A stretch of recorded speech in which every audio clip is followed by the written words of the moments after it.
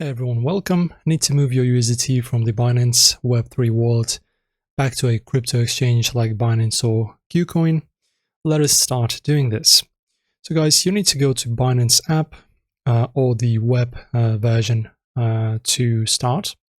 Make sure you're connected and logged in. Then under your assets, find USDT, tap on it and select send. After that, open the crypto exchange where you want to receive the USDT, like Binance Spot Wallet or KuCoin.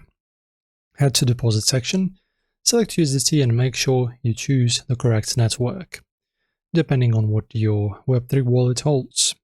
Copy the wallet address down. After that, go back to your Binance Web3 wallet, paste the exchange wallet address, double check that the network matches. Sending over the wrong one can result in permanent loss. So guys, always keep that in mind. And after that, guys, you need to enter the amount of USDT you want to transfer and confirm the transaction. You may be asked to answer.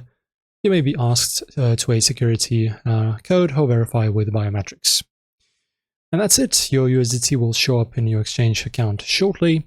Always double check the network and address to stay safe. Guys, if you enjoyed this video, press like and subscribe. See you very soon.